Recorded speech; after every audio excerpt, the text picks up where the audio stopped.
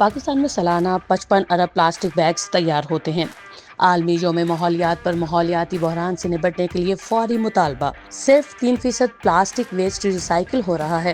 ماہرین نے ماحول دوست متبادل کی طرف منتقلی پر زور دیا۔ ملک بھر میں پلاسٹک بیگز اور پیٹ بوتلوں کے خلاف مؤثر آگاہی مہم چلائی جائے اور ماحول دوست متبادل کو فروغ دیا جائے۔ اس سال اقوام متحدہ کے تجویز کردہ موضوع پلاسٹک آلودگی کا خاتمہ بیٹ پلاسٹک پولوشن کے تحت گفتگو کی گئی۔ ماہرین نے انکشاف کیا ہے کہ پاکستان میں سالانہ 55 ارب پلاسٹک بیگز تیار کیے جاتے ہیں، جن کی شرح پیداوار میں سالانہ 15% اضافہ ہو رہا ہے، جبکہ شہری کچرے کا 60% حصہ پلاسٹک پر مشتمل ہے۔ انہوں نے خبردار کیا ہے کہ صرف 3% پلاسٹک ویسٹ ری سائیکل ہو رہا ہے، جو انتہائی تشویشناک ہے۔ کئی نے زور دیا ہے کہ صرف پلاسٹک بیگز پر پابندی لگانا کافی نہیں ہے۔ حکومت کو چاہیے کہ ماحول دوست متبادل اشیاء جیسے بایو ڈیگریڈیبل کپڑے یا جوٹ کے تھیلے عوام کو بآسانی اور سستے داموں دستیاب ہوں۔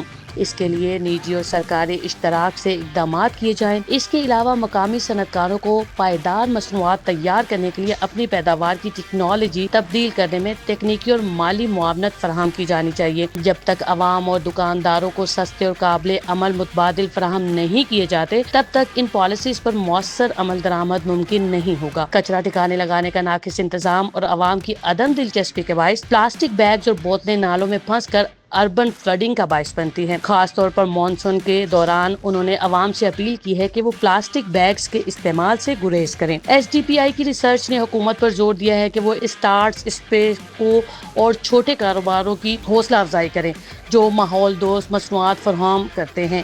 انہوں نے کہا ہے کہ پاکستان میں سالانہ 2 ملین ٹن سے زائد پلاسٹک ویسٹ پیدا ہوتا ہے، جس کی ری سائیکلنگ ایک بڑا چیلنج ہے۔ ماحولیاتی کنسلٹنٹ نے تجویز دی ہے کہ پلاسٹک صنعت پر مکمل پابندی کے بجائے اسے مرحلہ وار دوست سمت میں منتقل کیا جائے اور صنعت کاروں کو اس تبدیلی کے لیے مالی اور تکنیکی سہولتیں فراہم کی جائیں۔ پلاسٹک انڈسٹری ملکی معیشت میں اربوں روپے کی شراکت کرتی ہے، اس لیے حکومت کو چاہیے کہ وہ صنعت کاروں کو پائیدار طریقوں پر منتقل کرنے میں مدد فراہم کرے۔ صرف 3% پلاسٹک ویسٹ ری سائیکل ہو رہا ہے، جو ماحولیاتی بحران کی شدت کو ظاہر کرتا ہے۔